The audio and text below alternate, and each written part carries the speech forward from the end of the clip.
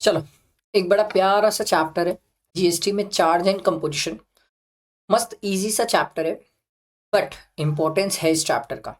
Reason ये है sir कि चार्ज चैप्टर जो है ना, ये चैप्टर दो तीन जगह कनेक्ट करता है। एक तो ये चार्ज चैप्टर प्लस एग्जेम्पशन में भी आता है इसका कनेक्शन, ठीक है। प्लस टैक्स इनवॉइस में इसका कनेक्शन आता है, ठीक है।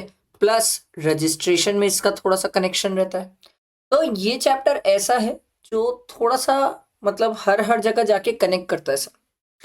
अब मैं आपको ये चीज बताना चाहता हूँ कि इस चैप्टर को लेकर स्टूडेंट बहुत परेशान होते हैं कि सर रिवर्स चार्ज की बहुत सारी चीजें समझ ही नहीं आती है, याद नहीं होती है।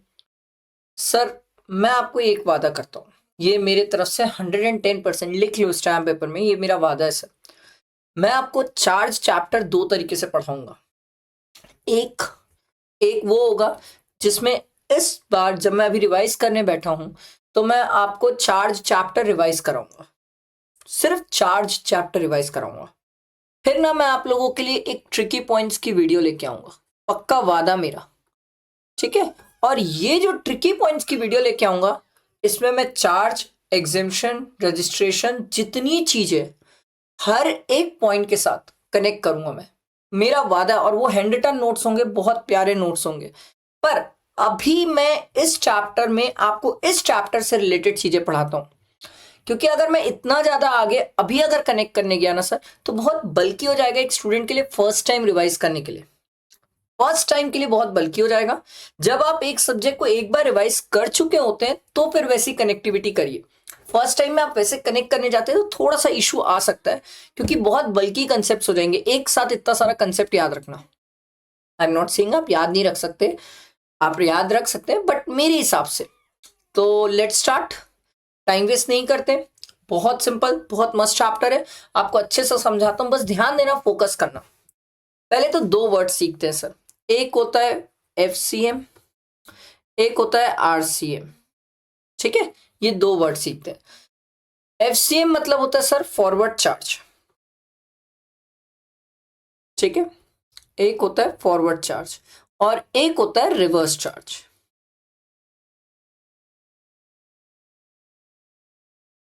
ठीक है। फॉरवर्ड चार्ज, रिवर्स चार्ज समझते हैं सर। सप्लायर होता है एक, जो सप्लाई करता है गुड्स एंड सर्विसेज, वो रिसिपिएंट को सप्लाई करता है, ठीक है। तो मान लो अगर वर्धमान सर सप्लायर, तो आप सब स्टूडेंट रिसिपिएंट है, मैं आपको पढ़ा रहा हूं, ठीक है, मैं आपको सर्विसेज प्रोवाइड कर रहा हूं, तो आप लोग मुझे पैसे देंगे सर, ठीक है। फीस तो आप लोग मुझे देंगे, ठीक। मेरा काम है आपको सर्विस प्रोवाइड करना सर। बात यहां पर नहीं रुकती। अब सर मैं जब आपसे फीस लूंगा तो फीस प्लस 18% जीएसटी लूंगा, ठीक। अब जीएसटी मेरी रेवेन्यू तो नहीं होती है सर, ये जीएसटी की रेवेन्यू मुझे क्या करना होता है सर, मुझे जाके गवर्नमेंट को देना होता है। This is called forward charge, जहां पर सप्लायर रिसिपिएंट से टैक्स लेता है और जाके गवर्नमेंट को जमा कर देता है। क्लियर है। रिवर्स चार्ज समझो, सर सप्लायर, ठीक है, रिसिपिएंट। अब अपन पढ़ेंगे रिवर्स चार्ज में कौन कौन सी चीजें आती है, बहुत सारी है, लिस्ट है, टेंशन ना लो, ठीक है। सप्लायर जो है, जैसे एक एग्जाम्पल मान लो, जो नीचे ही आपको एक एग्जाम्पल मिल जाएगा कि मान लो वर्धमान सर एडवोकेट है सर, ठीक है, और आप मेरे क्लाइंट हो, रेसिपिएंट हो। तो वर्धमान सर सप्लाई कर रहे हैं आपको सर्विसेज, ठीक है, और आप मुझे फीस का पेमेंट कर रहे हो, मेरी जो भी फीस है सर, ठीक है। अब की बार जब फीस देने आए आप, तो आप मुझसे पूछे सर क्या फीस प्लस 18% जीएसटी लोगे, मैं बोला नहीं नहीं यार, ना ना ना, तू मुझे जीएसटी मत दे। आप बोले सर ये तो बड़ा अच्छा लगा, मतलब आपकी सर्विस में जीएसटी नहीं है। मैं बोला नहीं नहीं यार, मैंने ऐसा कब बोला, मेरी सर्विस में जीएसटी है, बट तू मुझे जीएसटी मत दे। तो आपने पूछा सर हम क्या करें फिर, मैं बोला यार तू जा और गवर्नमेंट को डायरेक्टली जीएसटी जमा कर दे। ये जो 18% तू जीएसटी जमा करेगा ना, वो डायरेक्टली तू गवर्नमेंट को कर दे, देखो मुझे करने की जरूरत नहीं है, देखो मुझे जीएसटी देने की जरूरत नहीं है और मेरे को जाके गवर्नमेंट को देना नहीं पड़ेगा। इस बार तू खुद जीएसटी जाके गवर्नमेंट को जमा कर दे। That is called reverse charge. जहां पर रिसिपिएंट जाके गवर्नमेंट को जीएसटी जमा करता है। समझ आया? क्लियर हुआ? आओ अब चैप्टर चालू करते हैं और अब पढ़ना स्टार्ट करते हैं। Still I am saying that कि मैं इस चैप्टर में अभी आपको चार्ज से रिलेटेड चीजें कंटेंट तैयार करवाऊंगा, आपका दिमाग चार्ज के लिए तैयार करूंगा। आप इधर उधर मत भगना क्योंकि इसके कनेक्शंस बहुत सारे, बट अभी अगर सब कनेक्शंस में भगोगे तो इस चैप्टर की अच्छी ग्रिपिंग नहीं आएगी। मेरा वादा है मैं वीडियो लाऊंगा एक अलग से जिसमें आपको बहुत अच्छे से कनेक्ट कराऊंगा, मेरा वादा है। पर अभी इस चैप्टर वाइज फोकस करो, इस चैप्टर में सीखो कि क्या ट्रीटमेंट है, क्या चीजें बोला है। ठीक है, चलो लेट स्टार्ट, टाइम वेस्ट नहीं करते। सबसे पहला है सर चार्ज और रिवर्स चार्ज। और रिवर्स चार्ज में सर्विसेज के केस में सबसे पहला है जीटीए की सर्विस। सबसे पहली सर्विस ही जीटीए की सर्विस है। ठीक है, गुड्स ट्रांसपोर्ट एजेंसी। सर कौन होते हैं ये गुड्स ट्रांसपोर्ट एजेंसी वाले? सर ऐसे लोग जो कंसाइनमेंट नोट इशू करते हैं सर, वो गुड्स ट्रांसपोर्ट एजेंसी वाले होते हैं, जिनका मेन काम होता है सर मेरे गुड्स को एक जगह से दूसरी जगह ट्रांसपोर्ट करना। तो सर एक जीटीए वाला मेरे को गुड्स ट्रांसपोर्ट करके दे रहा है। ठीक है, ध्यान देना, समझना, इसका मैंने नोट्स भी नीचे दिया है। हाँ ये देखो सर, सर एक जीटीए वाला है, ठीक है, जिससे वर्धमान सर गुड्स ट्रांसपोर्ट करने की सर्विसेज ले रहे हैं सर। ठीक है, गुड्स को ट्रांसपोर्ट करने की सर्विसेज ले रहे हैं। क्रिस्टल क्लियर है? बैठा दिमाग में? एकदम क्लियर। अब सर क्या वर्धमान सर को इनको पेमेंट करना है? यस ऑब्वियसली, कोई फ्री में तो करेगा नहीं सर, पे करना है वर्धमान सर को। अब सरकार ने क्या किया, सरकार ने बोला भाई ये जो जीटीए की सर्विस है, ये जो जीटीए वाला सर्विसेज प्रोवाइड करता है रिसिपिएंट को, हम रिसिपिएंट को बोलते हैं तुम्हें आरसीएम में जीएसटी पे करना है, जीटीए वाले से लेने नहीं जाएंगे हम टैक्स। मैं गवर्नमेंट से पूछा ऐसा क्यों? सरकार बोली देख एक ट्रांसपोर्ट वाले से ना हम पंगा नहीं लेते। मैं बोला ऐसा क्यों? सरकार बोली तेरे को भी पता है यार, ट्रांसपोर्ट वालों से पंगा लो, कल के दिन धरने वरने में बैठ गए और उन लोग इतना अच्छे से प्रॉपर अकाउंटिंग वगैरह करते नहीं है, कहाँ उनसे हम कचर कचर करेंगे, कहीं लड़ाई हो गई धरने में बैठ गए तो हो गया, देश का तो भंटा हो जाएगा सर। तो बोले रहने दे भैया, अपन ट्रांसपोर्ट वाले से नहीं लगते। रिसिपिएंट को बोले भैया तू ही आरसीएम में जीएसटी पे कर दे। तो मन में एक क्वेश्चन आया सर क्या हर रेसिपिएंट को पे करना है? सरकार बोली नहीं नहीं, हर रेसिपिएंट को नहीं, स्पेसिफाइड रेसिपिएंट को। मैं बोला अच्छा कौन है भाई ये स्पेसिफाइड रेसिपिएंट? सरकार बोली सबसे पहले ऐसे याद रखना, सबसे पहला फैक्ट्री रजिस्टर्ड, फिर सोसाइटी रजिस्टर्ड। फैक्ट्री वो वाली जो फैक्ट्रीज एक्ट में रजिस्टर्ड है, सोसाइटी रजिस्टर्ड वो सोसाइटी जो सोसाइटी एक्ट में रजिस्टर्ड है। फिर इन्होंने बोला सर कोऑपरेटिव सोसाइटी सर, ठीक। उसके बाद इन्होंने बोला पर्सन रजिस्टर्ड। मैं बोला एक मिनट, ऊपर के तीन तो बहुत सिंपल थे, पर्सन रजिस्टर्ड में कौन आ जाएगा? बोले वर्धमान सर आएंगे ना पर्सन रजिस्टर्ड में, वो जीएसटी में रजिस्टर्ड है। तो बोला ठीक है भाई चलो। इसके बाद इन्होंने बोला एनी बॉडी कॉर्पोरेट। बोले एनी बॉडी कॉर्पोरेट? बोले हाँ any body corporate, any body corporate, कोई भी बॉडी कॉर्पोरेट, ठीक है। तो मतलब मैं बोला प्यार से आप कंपनी ही बोल लो। बोले हाँ परफेक्ट, समझ रहे हो सर अब आप। इन्होंने बोला सर एनी पार्टनरशिप फर्म। मतलब पार्टनरशिप फर्म भी आएगी? बोले हाँ एनी पार्टनरशिप फर्म, वो भी यहाँ आ जाएगी सर। ये भी ठीक है। मैं बोला अच्छा कौन सी वाली पार्टनरशिप फर्म, रजिस्टर्ड क्या अनरजिस्टर्ड? अरे बोले रजिस्टर्ड रख पार्टनरशिप या अनरजिस्टर्ड रख, हमें कोई फर्क नहीं पड़ता। पार्टनरशिप फर्म मतलब partnership firm, including association of person, उसको भी ले लेंगे। अगला है कैजुअल टैक्सेबल पर्सन। पहला इस पे डाउट स्टूडेंट का यही आता है, सर ये कैजुअल टैक्सेबल पर्सन कौन होगा? सर ये वो कैजुअल टैक्सेबल पर्सन होगा जो रजिस्टर्ड होगा। सर अनरजिस्टर्ड वाला नहीं हो पाएगा। मेरे भाई एक बात बता, अगर वो अनरजिस्टर्ड है कैजुअल टैक्सेबल पर्सन तो आरसीएम में कैसे जीएसटी पे करेगा? वो रजिस्टर्ड ही नहीं होगा तो गवर्नमेंट को जीएसटी कैसे पे करेगा? यहां पर सर ऑब्वियस सी बात है ये रजिस्टर्ड होगा। और अगर आपने सुना होगा कभी क्लासेस में कि sir casual taxable person under section 24 compulsory registration में आता है, तो उसे तो रजिस्टर करना ही पड़ता है सर। तो ये होगा स्पेसिफाइड रेसिपिएंट। आई बात समझ? ये होगा स्पेसिफाइड रेसिपिएंट। तो अगर जीटीए वाला ये स्पेसिफाइड रिसिपिएंट को सर्विसेज प्रोवाइड कर रहा है गुड्स ट्रांसपोर्ट की, तो सरकार बोलती भैया इन सब के केसेस में आरसीए में ये सब लोगों को जाके गवर्नमेंट को जीएसटी पे करना है। समझ आया? बैठा दिमाग में? पर इसमें कुछ बातें हैं सर, ध्यान दीजिएगा, बहुत इंपॉर्टेंट है। ठीक है, जीटीए के केस में ना सबसे पहले जीटीए वाले से पूछा जाता है कि भैया आप 5% में चलोगे कि क्या बोलते हैं 12% में चलोगे।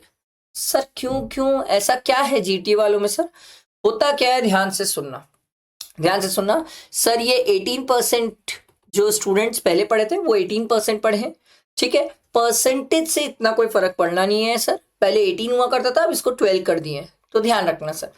अब देखो इन्होंने क्या क्लियर किया, जब भी वर्धमान सर किसी जीटीए वाले के पास जाते हैं, जैसे मान लो वर्धमान सर जीएसटी डिपार्टमेंट वाले हैं, तो वर्धमान सर जीटीए वाले के पास गए और जीटीए वाले से पूछे सुनो भाई तुम 5% में चलते हो कि 12% में?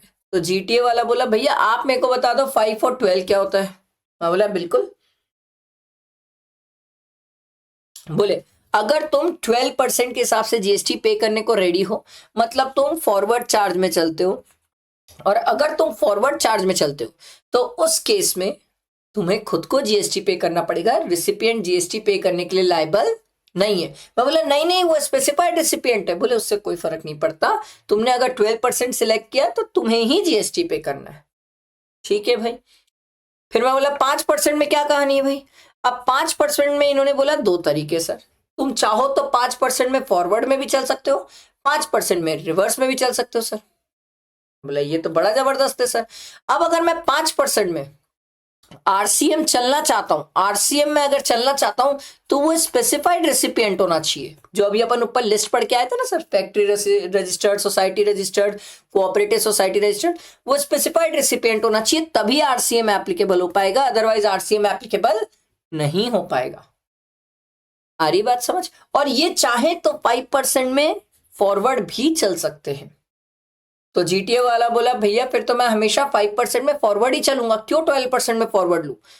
आपके सिलेबस का पार्ट नहीं है, बट मैं आपको बता देता हूं, अगर एक जीटीए वाला 5% में फॉरवर्ड चला तो उसकी जो पीछे की क्रेडिट होती है ना, वो सर ब्लॉक हो जाती है। अब वो आपके सिलेबस का इतना डिटेल पार्ट नहीं है, फाइनल में हम पढ़ाते हैं इतना डिटेल में, बट आपका पार्ट नहीं होता।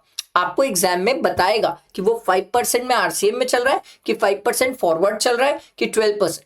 सर हमें क्या करना होता है, आपको इतना दिमाग नहीं लगाना होता, आपको एग्जाम में वो बता देगा कि 5% फॉरवर्ड में चल रहा है बट उसकी क्रेडिट ब्लॉक्ड है, फिर आपको बताएगा 5% आरसीएम में चल रहा है, फिर 12% फॉरवर्ड में चल रहा है, और फॉरवर्ड में चलेगा 12% में तो कोई क्रेडिट में ब्लॉक वगैरह कुछ नहीं है सर। बात समझ आई? क्लियर हुआ ये सबको? बैठा है दिमाग में? Crystal clear? तो अब मैं कैसे याद रखूं जीटीए वाला? सर अभी मैं आपको 3-4 चैप्टर्स में नहीं घुमा रहा, पहले इस चैप्टर का दिमाग में बैठाओ सर, एक साथ कंजेस्टेड ना करो। जब हम सेकेंड टाइम पढ़ेंगे ना, मैं आपके लिए ट्रिकी पॉइंट्स की अलग वीडियो निकालूंगा, जिसमें मैं आपको फिर जितना बोलोगे ना इधर उधर से सब मिक्स करके बताऊंगा। पर अभी पहले इस चैप्टर का तो सीखो, नहीं तो होगा ये कि इतनी चीजें की बात अगर मैं यही चैप्टर में कर दिया ना सर, तो आप इतना बर्डन पे आ जाओगे इस चैप्टर की कि ऐसा लगेगा छोड़ ही दे साला चैप्टर ही, कचरे साला। तो इसीलिए आराम से पहले बेसिक, आराम से बेसिक फंडा अच्छा सीखो, डेवलप करो, बेसिक अच्छा डेवलप करो, स्ट्रॉन्ग बेस रखो सर, फिर कनेक्टिविटी। कभी भी पहले कनेक्टिविटी नहीं होनी चाहिए। फर्स्ट टाइम में अगर कनेक्टिविटी होती है ना सर, अच्छा फ्लो नहीं आएगा। पहले बेस स्ट्रॉन्ग, ताकि उस चैप्टर से कोई कुछ भी पूछे टिप में हो, उसके बाद कनेक्टिविटी की बातें आती है। तो चलो अब अगर एकदम सिंपल बातें करूं तो जीटीए वाली बातें एकदम सिंपल, एकदम सिंपल। सर अगर एक जीटीए वाला सर्विसेज प्रोवाइड कर रहा है तो पहले उससे पूछ लो भाई 5%, 12%, 12% चला फॉरवर्ड चार्ज, बात ही खत्म। सर 5% चला, चेक करो कौन है सामने, स्पेसिफाइड रेसिपिएंट है तो आरसीएम लगा लेना सर। पर जीटीए वाले के पास ऑप्शन होता है सर, वो 5% में भी फॉरवर्ड ऑप्ट कर सकता है। बैठा दिमाग में? बैठा? क्लियर ना? ठीक है, इसमें मैं आप लोगों के लिए ना एक न्यूमोनिक्स बना दूंगा ताकि ये पूरे नाम याद हो सके। वैसे नाम तो सिंपल है, factory registered, society registered, cooperative society, person registered, body corporate, partnership firm, association of person, casual taxable person. नाम तो इजी है, बट स्टिल मैं आप लोगों के लिए एक अच्छा सा निमोनिक बना दूंगा ताकि याद रहे। ठीक, यहां तक क्लियर हुई कहानी। अब जीटीए वाले में एक पॉइंट और आता है सर। सर अगर जीटीए वाला, ध्यान देना सर, अगर जीटीए वाला सर गवर्नमेंट को सर्विसेज प्रोवाइड करता है, जो गवर्नमेंट अपने आप को सिर्फ टीडीएस पर्पस के लिए रजिस्टर करिए, मेरे वर्ड ध्यान देना, मैंने क्या बोला सर, गवर्नमेंट अपने आप को सिर्फ सिर्फ ओनली ओनली सर अगर टीडीएस पर्पस के लिए रजिस्टर करी है तो उस केस में आरसीएम एप्लीकेबल नहीं होगा। तो एक स्टूडेंट बोला वाह हम समझ गए एफसीएम एप्लीकेबल होगा, नहीं भाई एग्जेम्प्ट है। सर ये कहां लिखा है भाई, एग्जेम्पशन वाले चैप्टर में है लिखा, विश्वास कर। तो मैं कैसे याद रखूंगा, ध्यान से सुनना। अगर गवर्नमेंट, इसी को तो वर्किंग नोट्स बोलते हैं ना सर, इसी को तो नोट्स बनाने बोलते हैं, वैसे तो मैं आपको नोट्स बना के दूंगा बट स्टिल इसी को नोट्स बोलते हैं। सर अगर गवर्नमेंट सॉरी जीटीए वाला अगर गवर्नमेंट को सर्विसेज प्रोवाइड कर रहा है तो चेक करना क्या गवर्नमेंट टीडीएस पर्पस के लिए रजिस्टर्ड है कि ऐसे ही रजिस्टर्ड है, नॉर्मली रजिस्टर्ड है। सर टीडीएस पर्पस के लिए रजिस्टर्ड है तो आरसीएम नहीं लगेगा। सर नॉर्मली रजिस्टर्ड है तो सर फिर वो यहां पर कवर्ड है, पर्सन रजिस्टर्ड में कवर्ड है और आरसीएम लग जाएगा। बात समझ आई? ये छोटी बात नहीं है सर, छोटी बात नहीं है, इसमें बहुत सारे लोग गड़बड़ करते हैं, बहुत सारे। आई बात समझ? पहला सर्विस जीटीए का क्लियर हुआ, ठीक है। आओ सर देखो सर, अगला है सर, अगर services provided by individual advocate, senior advocate, firm of advocate bye way of legal services, ठीक है, एक इंडिविजुअल एडवोकेट प्रोवाइड कर रहा है, senior advocate, generally senior advocate वो होते हैं जो 10 to 15 ईयर्स प्रैक्टिस कर लेते हैं, senior advocate, firm of advocate, 2-4 advocate की फर्म है सर, वो फर्म ऑफ एडवोकेट वो अगर सर्विसेज प्रोवाइड कर रहे हैं, लीगल सर्विस, चाहे डायरेक्टली चाहे इनडायरेक्टली, सर किसको प्रोवाइड कर रहे हैं, बिजनेस एंटिटी को। किसको प्रोवाइड कर रहे हैं, बिजनेस एंटिटी को। सर एक ना बहुत कंफ्यूजन होता है सर, ये पर्सन रजिस्टर्ड और बिजनेस एंटिटी है कौन सर?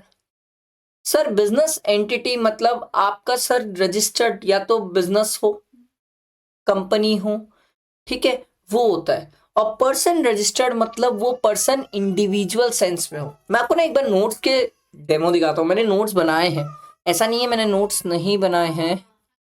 हाँ भाई आरसीएम के नोट्स ये रहे, देखो मैंने आरसीएम के नोट्स बनाए हैं, ऐसा नहीं है, थोड़े से बचे हुए पूरे कंप्लीट नहीं हुए थे इसलिए मैंने नहीं दिया था, अदरवाइज मैं आपको ये नोट्स दूंगा। ये नोट्स मैंने पूरे बनाए हैं, अभी थोड़ा सा रुक जाओ। इसमें मैं आपको कहाँ गया, लीगल सर्विस में, ये देखो 2 वर्ड पे स्टूडेंट्स को डाउट आते हैं, मैंने कहीं लिखा भी है इसको, कहीं पर तो लिखा था, एक स्टूडेंट बहुत कंफ्यूज होते हैं सर कि ये है कौन। नहीं ये कहाँ गया, कहीं तो लिखा था मैंने, नहीं यहाँ पर नहीं लिखा, वो दूसरी जगह लिखा हुआ है, ठीक है मैं बाद में आपको देख के बताऊंगा। बिजनेस एंटिटी मतलब सिंपल है सर, जहां पर कोई फर्म रजिस्टर्ड हो, कंपनी रजिस्टर्ड हो, बॉडी कॉर्पोरेट हो, that is business entity.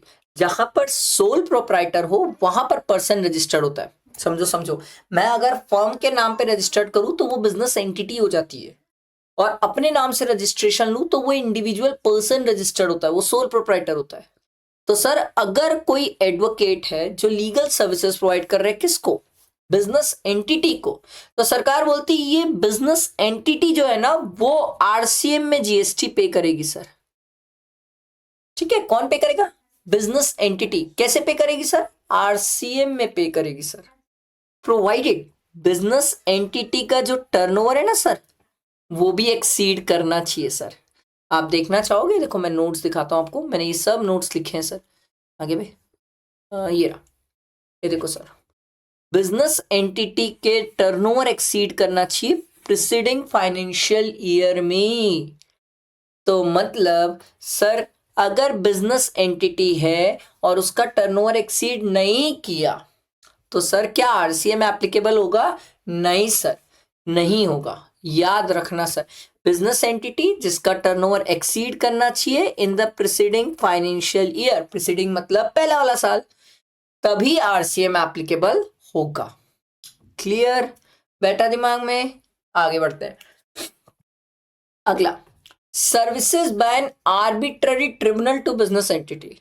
Sir अगर एक ट्रिब्यूनल है जो बिजनेस एंटिटी, सर अभी ना आप ऊपर बिजनेस एंटिटी के लिए एक बात सिखाए थे कि उनका टर्नओवर एक्सीड करना चाहिए प्रीसीडिंग फाइनेंशियल ईयर में, सर रजिस्ट्रेशन के लिमिट से, तभी आरसीएम एप्लीकेबल होता है। क्या वही बात है? हाँ सर वही बात है सर, वही बात है।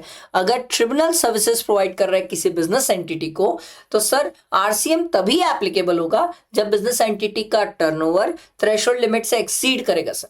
अगर नहीं किया तो छोड़ देना, एग्जेम्प्ट है। क्लियर? अगला ध्यान दो, services by way of sponsorship to any body corporate और पार्टनरशिप फॉर्म। इसमें कई सारे स्टूडेंट मुझसे ये डाउट पूछते हैं कि सर ये पार्टनरशिप फर्म रजिस्टर्ड होना चाहिए कि अनरजिस्टर्ड। मैंने बोला कोई फर्क नहीं पड़ता, चाहे रजिस्टर्ड हो चाहे अनरजिस्टर्ड हो, उससे कोई फर्क नहीं पड़ता। पहली चीज क्लियर हुई? क्लियर हुआ? एकदम क्रिस्टल क्लियर। ठीक है, इन्होंने बोला एनी पर्सन अदर देन अ बॉडी कॉर्पोरेट, जो सर्विस प्रोवाइड कर रहा है वो बॉडी कॉर्पोरेट नहीं होना चाहिए, मतलब कंपनी नहीं होना चाहिए सर, वो कंपनी नहीं होना चाहिए sir. Any person other than body corporate जो सर्विसेज प्रोवाइड कर रहा है वो कंपनी नहीं होना चाहिए। ठीक है, मान लो वर्धमान सर स्पॉन्सरशिप की सर्विसेज प्रोवाइड कर रहे हैं, किसको प्रोवाइड कर रहे हैं? टू अ बॉडी कॉर्पोरेट और पार्टनरशिप फर्म। तो सरकार बोलती है उनसे हम आरसीएम में बात करेंगे सर।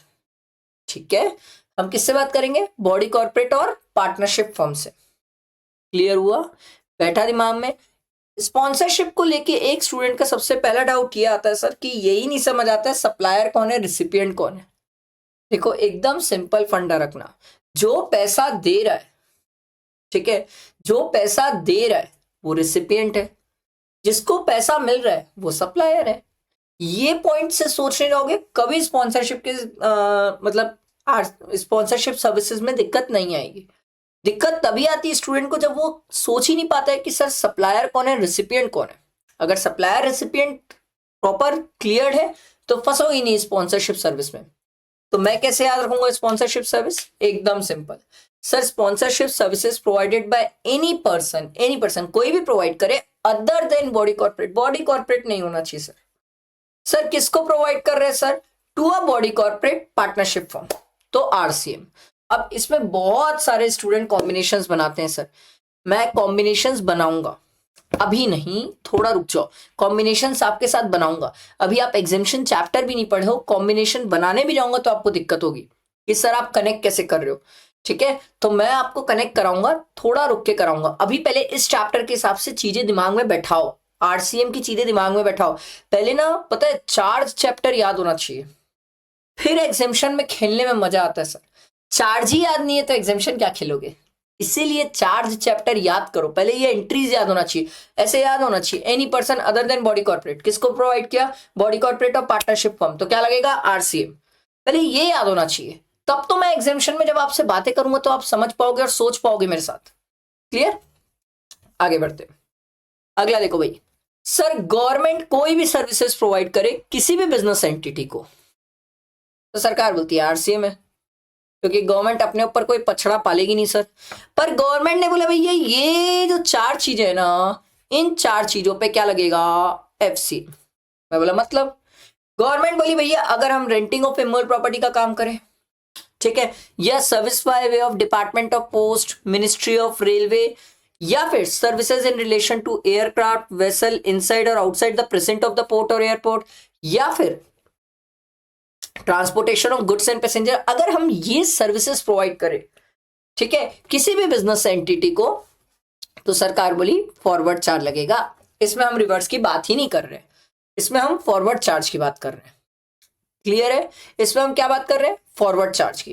पहले इसको याद करो, तब एग्जामिनेशन में आपको जब कनेक्ट करके पढ़ाऊंगा ना, एग्जामिनेशन में तो अरे बाप रे गवर्नमेंट टू बाय बहुत है, पर पहले ये तो आना चाहिए, नहीं तो टू और बाय कैसे सीखोगे सर।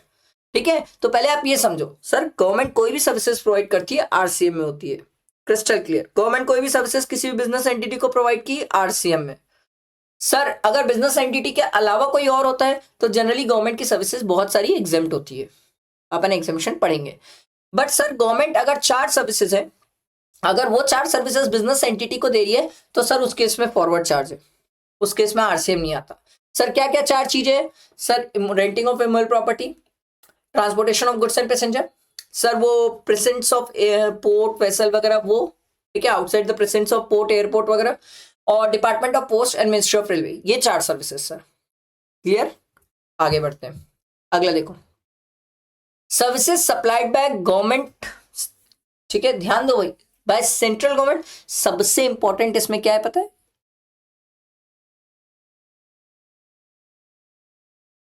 सर ये इंपॉर्टेंट क्यों है? अरे यार ये लाइन कैसे हो गई? सर ये इंपॉर्टेंट क्यों है? सर ये इंपॉर्टेंट इसलिए है क्योंकि सर यहां पर अगर आप ध्यान दें तो एक्सक्लूडिंग लिखा है और यहां पर and the ministry of railway लिखा था। समझ आ रही बात? एक्सक्लूडिंग लिखा है, एक्सक्लूडिंग लिखा है, एक्सक्लूडिंग लिखा है, मतलब गवर्नमेंट अगर renting of immovable property to a person देती है sir, to a person registered, person registered याद है ना, सोल प्रोप्राइटर वगैरह, इंडिविजुअल जो पर्सन जीएसटी में अपने आप को रजिस्टर कराते हैं, पर्सन रजिस्टर्ड है, तो सरकार बोलती है आरसीएम है। मतलब अगर गवर्नमेंट है जो वर्धमान सर को रेंटिंग ऑफ इमोबल प्रॉपर्टी की सर्विसेज दे रही है तो उस केस में आरसीएम है, अगर वर्धमान सर रजिस्टर्ड है तो। ठीक है, बिजनेस एंटिटी ऊपर थी, ध्यान दो सर, ऊपर बिजनेस एंटिटी थी, ठीक है, यहां पर पर्सन रजिस्टर्ड है, थोड़ा ध्यान रखना। और सबसे इंपॉर्टेंट यहां पर excluding ministry of railway sir, तो मिनिस्ट्री ऑफ रेलवे अगर किसी पर्सन रजिस्टर्ड को रेंटिंग में दे तो उस केस में आरसीएम अप्लाई नहीं होता। पहले ये ट्रांजेक्शन याद करो कि सर अगर government renting of immovable property to a person registered देती है तो आरसीएम है। Sir government renting of immovable property देती है उसमें एक्सक्लूडिंग मिनिस्ट्री ऑफ रेलवे दिया हुआ है sir, excluding ministry of railway दिया हुआ है सर, इसको ऐसे याद करो, दिमाग में बैठाओ कि एक्सक्लूडिंग मिनिस्ट्री ऑफ रेलवे। मैं आपको बता रहा हूं सर, जब पेपर ट्रिकी और कंफ्यूजन बनाना होता है ना सर, तो वो यही सब पॉइंट के साथ खेल देते हैं सर।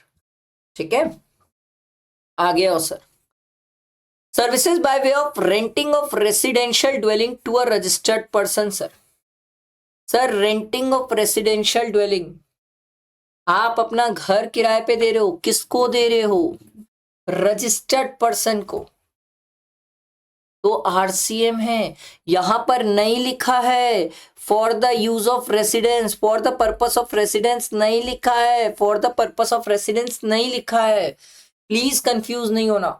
एक बार आप बस चार्ज मेरे साथ याद कर लो, मैं आपको एग्जामिशन में कनेक्ट करके दिखाऊंगा क्या कनेक्शन बनता है। देखो मेरे पास रेंटिंग के भी नोट्स बने हुए हैं, पर सर आप पहले चार्ज तो अच्छे से याद कर लो। ये देखो पूरे रेंटिंग के नोट्स बने हुए हैं, कहीं दिक्कत नहीं आएगी, बहुत प्यारे नोट्स बनाए मैंने रेंटिंग के, कहीं फंसने की बात ही नहीं आ सकती। पर ये चार्ज खत्म होने के बाद जब मैं एग्जामिशन रिवाइज कराऊंगा तब आपको कनेक्ट करा पाऊंगा। तो पहले चार्ज तो सीखो, जब तक चार्ज नहीं सीखोगे तो कैसे होगा सर, फिर एग्जामिशन में मैं अकेले बात करूंगा।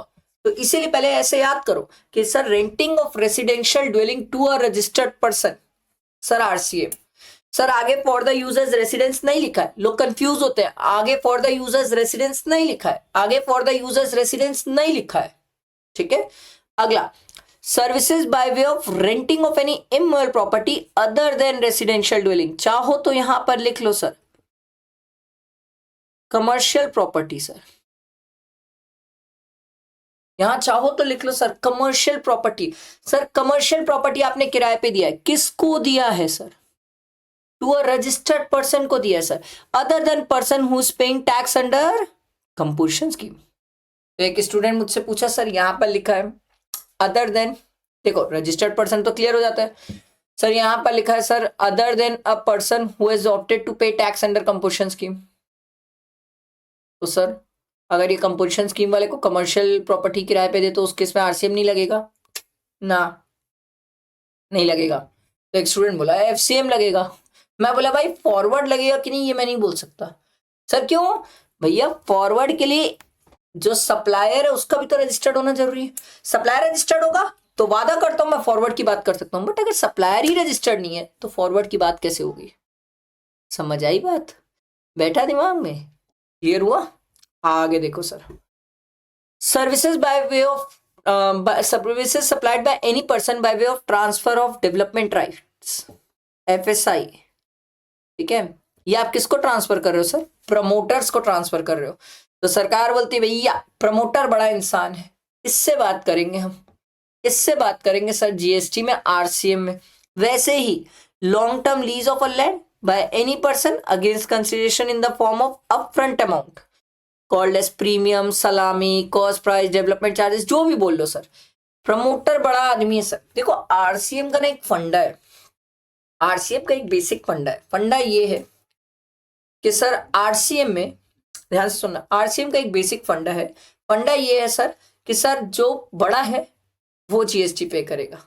सरकार बोलती है एक आदमी अपनी जमीन लीज पे दे या डेवलपमेंट राइट किसी को अपने जमीन से रिलेटेड ट्रांसफर करे तो वो आदमी छोटा है। अब प्रमोटर बिल्डर बड़ा है बे। सरकार बोली बिल्डर और प्रमोटर से बात करेंगे हम GST की, ये आदमी से क्या बात करें, ये आदमी तो छोटा है। समझ आई बात? अगला, services supplied by a director of a company और a body corporate to a set company और बॉडी कॉर्पोरेट। एक स्टूडेंट मेरे को बोला सर सर सर क्या पढ़ा रहे हो सर आप? सर आप तो पढ़ाए थे शेड्यूल 3 में डायरेक्टर, जो एम्प्लॉयर एम्प्लॉय का रिलेशन होता है वहां पर तो शेड्यूल 3 आ जाता है, फिर इसको क्यों पढ़ा रहे हो?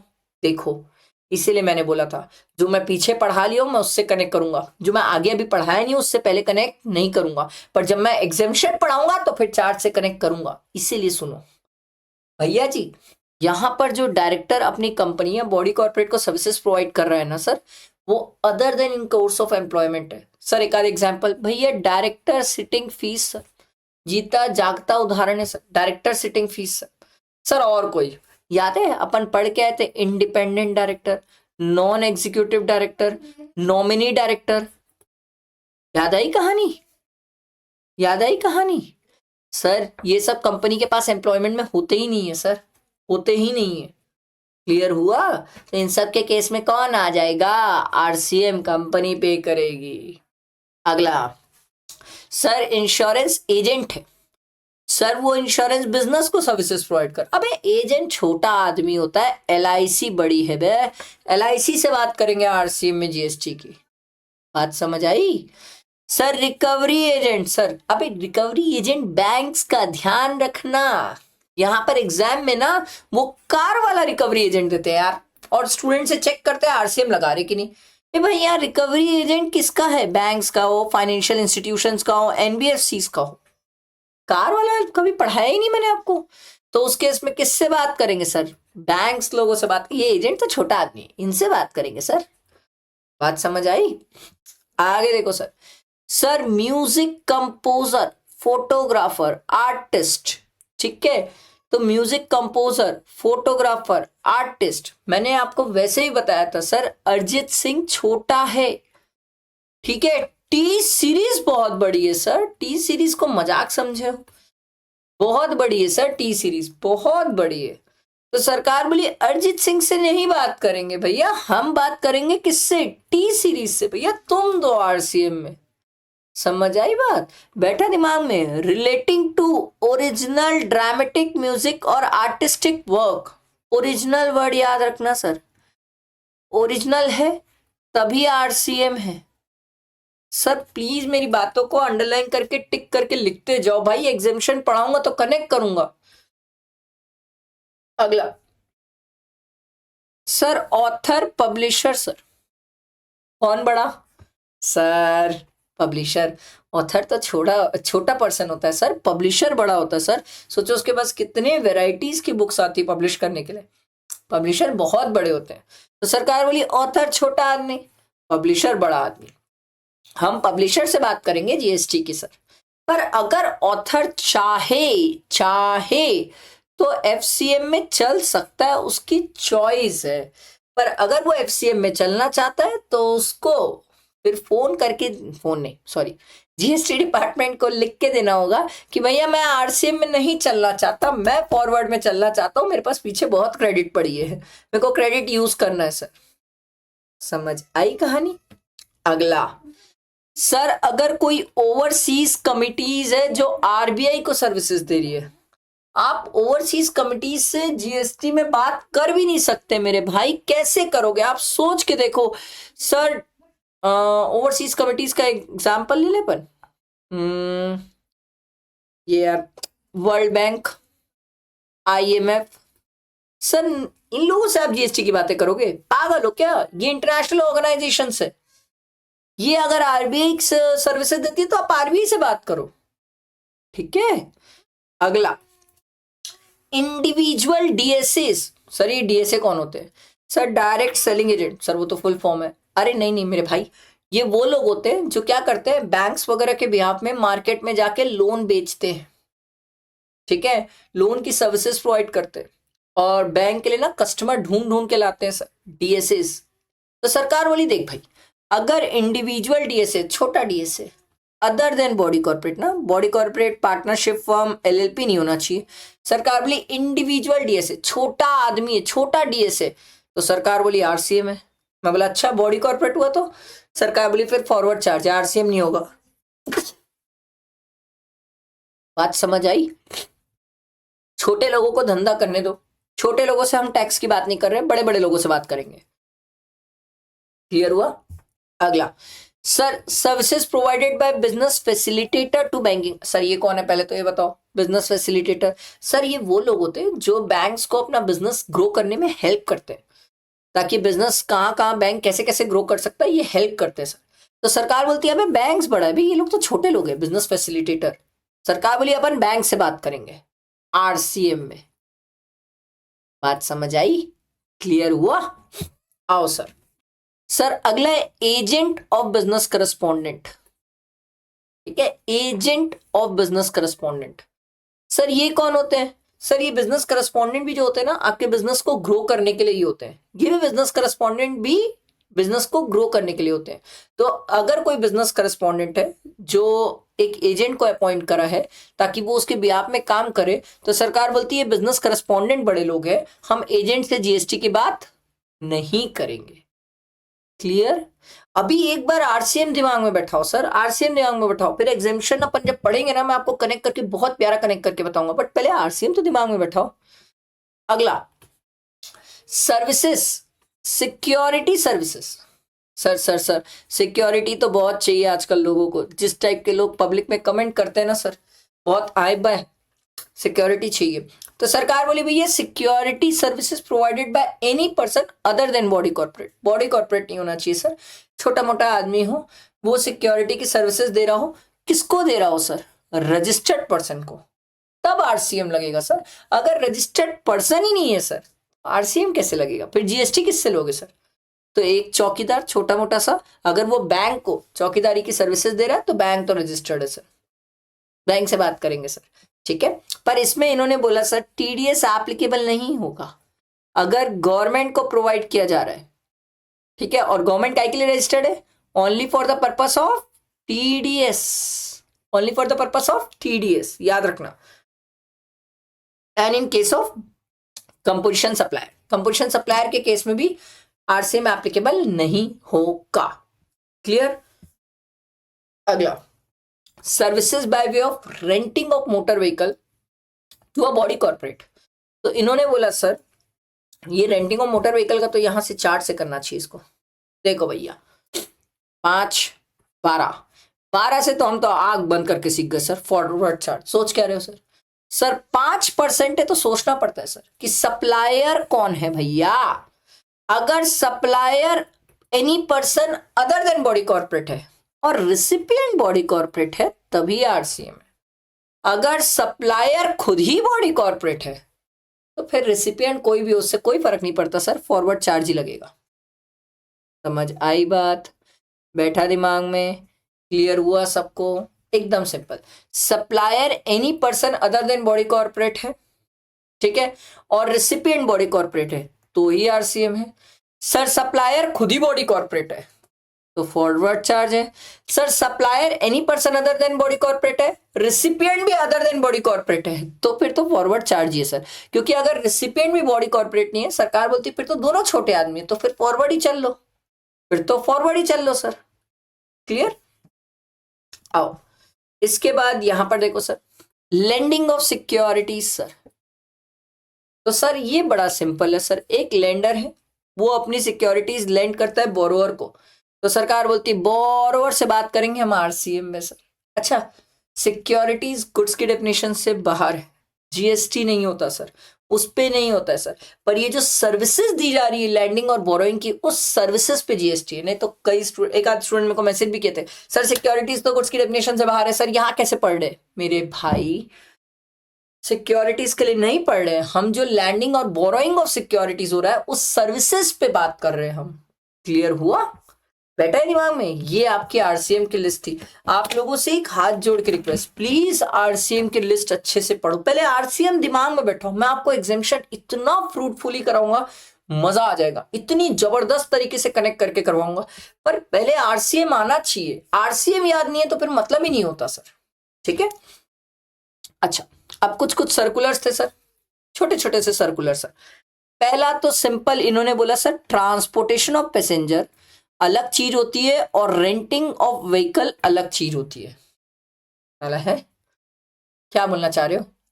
बोले सर, एक सिटी बस है जो आपके वहां शहर पे चल रही है और आप उस पे चढ़ते हो, तो वो रेंटिंग ऑफ मोटर व्हीकल नहीं है सर, रेंटिंग नहीं है सर, वो रेंटिंग नहीं है सर, वो ट्रांसपोर्टेशन ऑफ पैसेंजर है सर। बोला अच्छा हाँ। बोले नहीं नहीं, हम इसलिए बता रहे हैं क्योंकि ट्रांसपोर्टेशन ऑफ पैसेंजर में आरसीएम नहीं है सर, रेंटिंग ऑफ व्हीकल में आरसीएम है। बोला फिर रेंटिंग क्या होती है? बोले सिंपल है सर, वर्धमान सर ने एक बस को रेंट पे लिया, उसको एक दिन अपने हिसाब से पूरा चलाया और बच्चों को पिकनिक में लेके गया। बोले वो रेंटिंग होती है सर, रेंटिंग अलग चीज है, ट्रांसपोर्टेशन ऑफ पैसेंजर अलग चीज है। क्लियर हुआ? बैठा दिमाग में? अगला, ये वाला पॉइंट तो मेरे को बहुत पसंद है सर। अगर कोई डायरेक्टर है, ठीक है, वो अगर कंपनी या बॉडी कॉर्पोरेट को सर्विसेज प्रोवाइड कर रहा है इन हिज प्राइवेट और पर्सनल कैपेसिटी, प्राइवेट और पर्सनल कैपेसिटी, प्राइवेट और पर्सनल कैपेसिटी मतलब नॉट एज अ डायरेक्टर। समझो, वर्धमान सर अरहम इंस्टीट्यूट के डायरेक्टर, समझो वर्धमान सर अरहम इंस्टीट्यूट के डायरेक्टर। अब वर्धमान सर मान लो अरहम इंस्टीट्यूट को अपना घर किराए पे दे रहे हैं, not as a director, not as a director, individual Vardhaman sir के नाम पे घर है और वो उसे किराए पे दे रहे हैं सर अरहम इंस्टीट्यूट को। तो सरकार बोलती है अगर प्राइवेट कैपेसिटी और पर्सनल कैपेसिटी में है तो उस केस में आरसीएम नहीं लगेगा मेरे भाई, आरसीएम नहीं लगेगा। ये वर्ड एग्जाम में ढूंढना बहुत अति इंपॉर्टेंट है, बहुत अति इंपॉर्टेंट। प्राइवेट पर्सनल कैपेसिटी, मैं एज अ डायरेक्टर किराए पे नहीं दे रहा हूं अरहम इंस्टीट्यूट को अपना घर, मैं अपने नाम से वर्धमान डागा, ठीक है, चार्टर्ड अकाउंटेंट, उस नाम से किराए पे दे रहा हूं सर अरहम इंस्टीट्यूट को, not as a director, not as a director of Arham institute किराए पे दे रहा हूं। बात समझ आई? ध्यान रखना, मेरे को तो बड़ा पसंद है ये सर्कुलर, मेरे को लगता है जब जब एग्जाम में पूछेगा स्टूडेंट को घुमा देगा। अगला देखो सर, डेली डेवलपमेंट अथॉरिटी, ये बहुत सिंपल था, इसको लोकल अथॉरिटी नहीं माना जाता है, इन्होंने सिंपल क्लियर किया था ये सर्कुलर से। अब ये ई कॉमर्स ऑपरेटर कौन है सर? ये ना हमें प्लेटफॉर्म प्रोवाइड करते हैं सर। सर एक आध एग्जांपल, अरे भाई साहब, अमेजॉन है, फ्लिपकार्ट है, उबर है, ओला है, बहुत सारे हैं सर ई कॉमर्स ऑपरेटर। ये हमें प्लेटफॉर्म प्रोवाइड करते हैं सर, इनके प्लेटफॉर्म से हम गुड्स और सर्विसेज आगे सप्लाई कर सकते हैं, गुड्स और सर्विसेज सप्लाई कर सकते हैं। तो सरकार ने बोला भैया ये जो ई कॉमर्स ऑपरेटर है जिनके थ्रू तुम आगे गुड्स और सर्विसेज सप्लाई करते हो, सरकार बोली सर्विसेज के केस में ना इन ई कॉमर्स ऑपरेटर वालों को बोल देना कि अपने आप को रजिस्टर्ड करें, क्योंकि हम बोल रहे हैं सेक्शन 9(5) बोल रहा है सर, ठीक है, सेक्शन 9(5) बोल रहा है सर, और सेक्शन 9(5) बड़े प्यार से आपको बोल रहा है सर, ई कॉमर्स ऑपरेटर को तू रजिस्टर्ड कर और तू ही जीएसटी पे करेगा। ये बोला अबे मैं क्या का सर्विसेज, मैं तो कोई सर्विसेज देता ही नहीं। सरकार बोली तेरे से पूछे, तेरे से हम पूछ ही नहीं रहे, तू सर्विसेज दे ना दे तू ही जीएसटी पे करेगा। बोले मैं नहीं करता हूं, मेरे थ्रू कोई और सर्विसेज दे रहा है। बोले अरे तेरा थ्रू साइड कर, तू ही जीएसटी पे करेगा, आरसीएम में तू ही जीएसटी पे करेगा। हमें पता है तू सर्विसेज नहीं दे रहा है, तेरा एक प्लेटफॉर्म है, तेरे थ्रू लोग सर्विसेज दे रहे दूसरे को। सरकार बोली हमें पता है, और हमें पता है जोमेटो स्विगी, भैया रेस्टोरेंट वाला खाना बनाता है, तू थोड़ी बनाता है जोमेटो स्विगी। तो बोले सर रेस्टोरेंट वाला जोमेटो स्विगी के थ्रू कस्टमर तक खाना पहुंचा रहा है। अरे बात समझ। तो सरकार बोली भैया ई कॉमर्स ऑपरेटर सर्विसेज के केस में 95 में रजिस्टर्ड 95 के हिसाब से आरसीएम में जीएसटी पे करेंगे। ठीक है। अब ई कॉमर्स ऑपरेटर बोला मेरा तो इंडिया में सर फिजिकल प्रेजेंस ही नहीं है। सरकार बोली एक आदमी अपॉइंट कर अपना। वो बोले मेरा कोई आदमी भी नहीं है, रिप्रेजेंटेटिव भी नहीं है। सरकार बोली तेरे को अपॉइंट तो करना ही पड़ेगा, या तो तू अपना एक रिप्रेजेंटेटिव बैठा दे, नहीं तो किसी आदमी को अपॉइंट कर, वो ही बैठ के देगा, बट तेरे को ही जीएसटी देना है अगर तू इंडिया में काम कर रहा है तो। बात समझ आई? बैठा दिमाग में। ये सिर्फ किसके रिस्पेक्ट में sir? In respect of supply of service. Goods के केस में नहीं है, गुड्स के केस में ये कहानी नहीं है। अभी दिमाग मत लगाओ, गुड्स के केस में ई कॉमर्स ऑपरेटर चैप्टर पढ़ाऊंगा, वहां पर क्लियर कर दूंगा।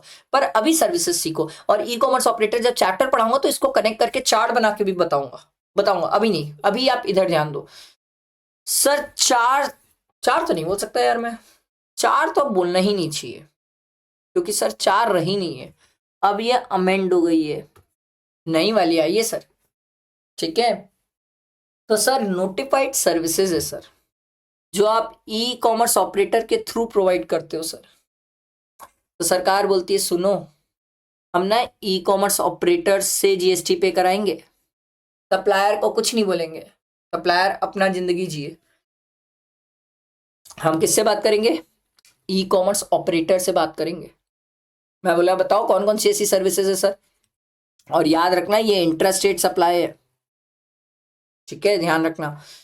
चलो, सबसे पहले services by way of transportation of passenger by radio taxi, motor cab, maxi cab, motorcycle और any other motor vehicle except omni bus. Omni bus नीचे है। ठीक है। मैं बोला यार ये तो मेरे को एक हिसाब से ओला लग रही है, ओला, उबर, आजकल तो रैपिडो भी हो गया सर।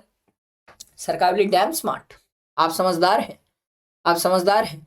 तो सरकार बोली अगर ओला के थ्रू, ओला का ऐप है, प्लेटफॉर्म है, जिसके थ्रू ट्रांसपोर्टेशन ऑफ पैसेंजर की सर्विसेज प्रोवाइड की जा रही है, तो जो सप्लायर है, जो सप्लायर है, समझो सर, ये सप्लायर, ये ओला और ये कस्टमर। सरकार बोली इससे हम जीएसटी की बात नहीं करते, हम बात किससे करेंगे? ओला से करेंगे सर। हम किससे बात करेंगे? ओला से करेंगे, और कस्टमर को भी कुछ नहीं बोलेंगे, हम ओला से बात करेंगे सर जीएसटी की। ठीक है, समझ आया? दूसरा, services by way of transportation of passenger by an omni bus. Same is the case, omni bus में भी वही कहानी है। पर याद रखना सर, अगर ओमनी बस वाला कंपनी है, ठीक है, अगर ओमनी बस वाला कंपनी है, तो उस केस में सर ई कॉमर्स ऑपरेटर में आरसीएम एप्लीकेबल नहीं होगा, अगर ओमनी बस वाला कंपनी है। क्योंकि सरकार बोलती है अगर ओमनी बस वाला खुद ही बड़ा इंसान है, कंपनी है, तो फिर उस केस में हम ई कॉमर्स ऑपरेटर को क्यों फंसाए? हम ई कॉमर्स ऑपरेटर को तब फंसाते हैं जब ये सप्लायर छोटा आदमी हो। एक आदमी है जो अपनी गाड़ी टैक्सी में ओला को दे दिया है चलाने के लिए सर, एक छोटा आदमी है जो अपने आप को ओला में रजिस्टर करके बैठा है कि चल भाई मैं टैक्सी के नाम पे कुछ पैसा कमा लूंगा। सरकार बोलती है इस आदमी को क्यों परेशान करे, ओला को करेंगे ना सर। पर अगर ये आदमी खुद ही रजिस्टर्ड है, अगर कंपनी है, तो सरकार बोलती फिर तो इसी को पकड़ना चाहिए सर, फिर उधर क्यों पकड़े हम ई कॉमर्स ऑपरेटर को। समझ आया? अगला, services by way of providing accommodation in hotels. Sir इसका तो सबसे प्यारा एग्जांपल है सर, ओयो। ये तो आप मरे दम तक ना भूलो सर, ओयो। ओयो है, और भी है, गो आई बी वो है, मेक माई ट्रिप है, और भी है, अकोड़ा है, और कौन कौन से बहुत सारे आते हैं यार जो एकोमोडेशन इन होटल्स प्रोवाइड कर रहे हैं आपको सर्विसेज। सरकार बोली इनसे बात करेंगे ना सर जीएसटी की। सप्लायर छोटा आदमी, सप्लायर से बात नहीं करेंगे सर। क्लियर हुआ? Services by way of housekeeping sir, housekeeping.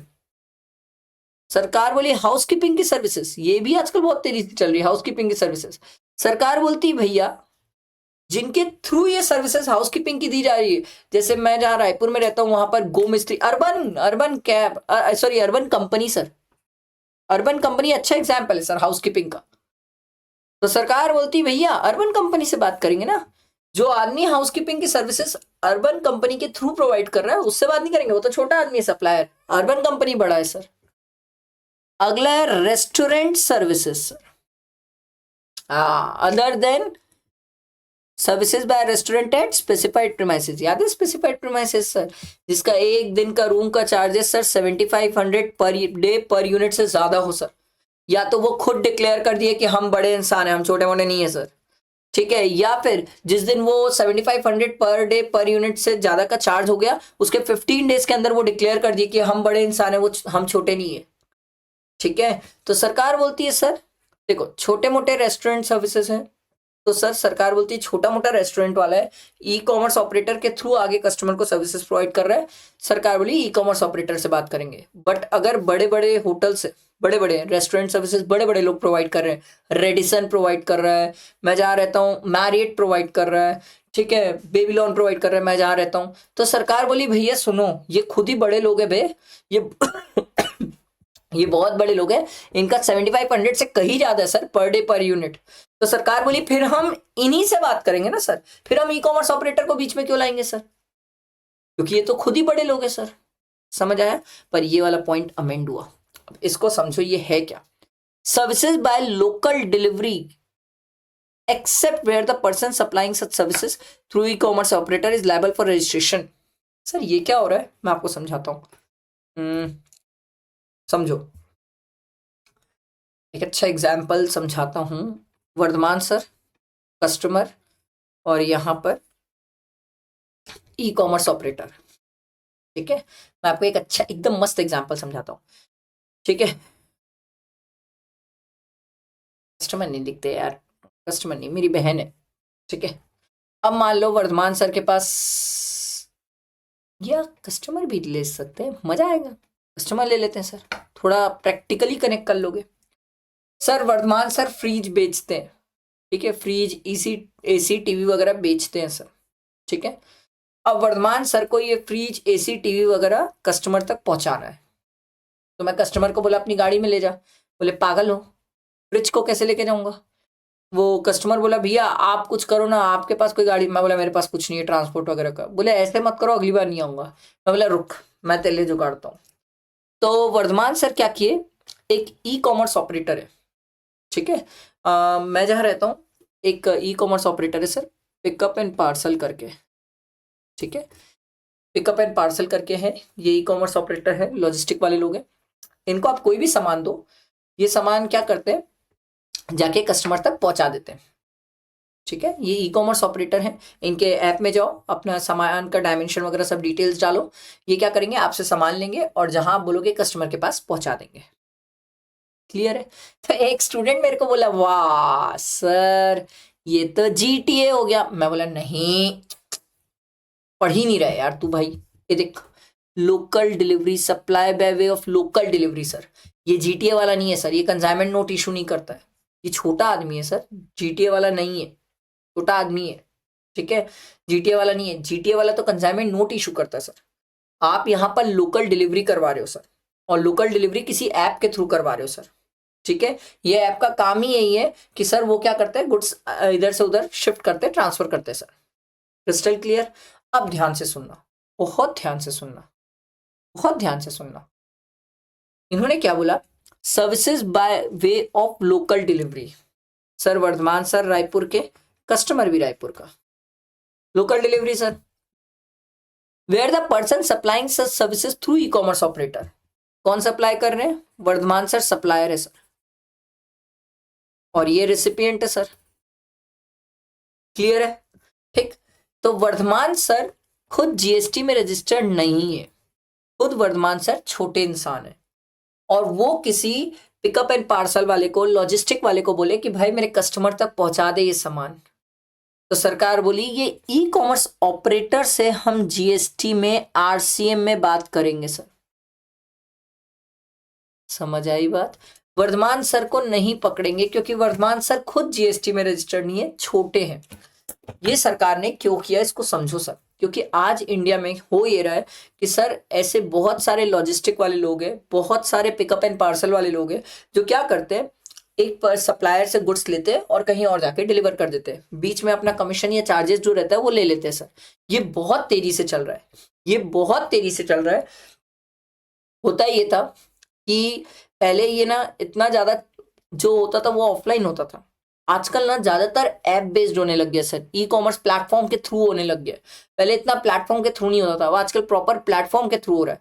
तो सरकार बोली जब अगर ये प्रॉपर प्लेटफॉर्म के थ्रू ही हो रहा है तो हम ये ई कॉमर्स ऑपरेटर वालों को पकड़ते हैं ना सर। वर्धमान सर को तो हम पकड़ेंगे नहीं क्योंकि वो जीएसटी में रजिस्टर्ड नहीं है। तो एक स्टूडेंट बोला मान लो सर अगर वर्धमान सर ही रजिस्टर्ड हो जीएसटी में तो तब तो फिर वर्धमान सर के ऊपर ही जीएसटी की लाइबिलिटी आ जाएगी सर, क्योंकि वर्धमान सर ही ट्रांसपोर्टेशन की सर्विसेज ले रहे सर।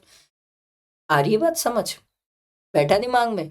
तो सर अगर वर्धमान सर खुद रजिस्टर्ड नहीं है तो सरकार बोली कोई बात नहीं, वर्धमान सर जिस ई कॉमर्स ऑपरेटर के थ्रू अपने कस्टमर तक गुड्स पहुंचा रहे हैं हम उस ई कॉमर्स ऑपरेटर को बोलेंगे भैया तू आरसीएम में जीएसटी पे करेगा सर। बात समझ आई? ये बड़ा प्यारा कर दिए। मतलब आप समझो जितने छोटे मोटे लोग थे जो एक शहर के अंदर छोटा मोटा काम कर रहे थे, कुछ छोटे मोटे काम करने वाले लोगों को भी पकड़ लिए। पहले जीटीए के नाम पे बड़े लोगों को पकड़ लेते थे, अब जो छोटे लोग हैं जो जीटीए के नाम पे काम नहीं कर रहे बट अपना ऐप चला के लोकल ट्रांसपोर्ट कर रहे हैं और मस्त पैसे कमा रहे हैं, उनको भी पकड़ लिए।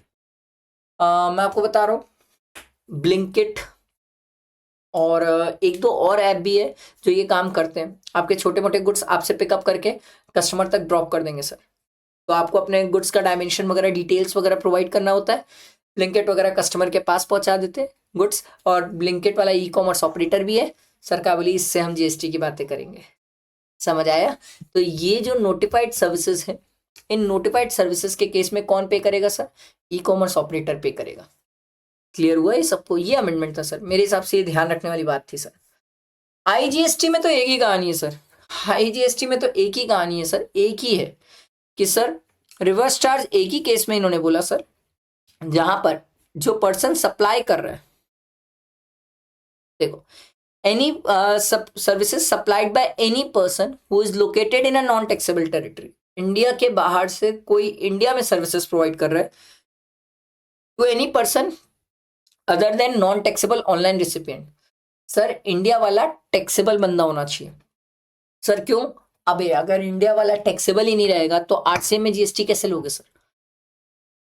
तो इंडिया के बाहर से अगर मैं कोई सर्विसेज ले रहा हूं और मैं other than non taxable person हूं, मतलब मैं टैक्सेबल पर्सन हूं, तो सरकार बोली उस केस में सर आरसीएम एप्लीकेबल हो जाएगा, वर्धमान सर को जीएसटी पे करना पड़ेगा।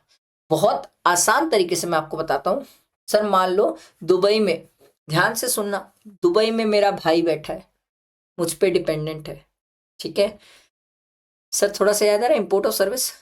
दुबई में मेरा भाई बैठा है, मुझ पे डिपेंडेंट है, ठीक है, वो मेरे बिजनेस का मॉडल डिसाइड करके दे रहा है सर। अब मेरा ही भाई था तो मैंने उसे पैसा नहीं दिया सर।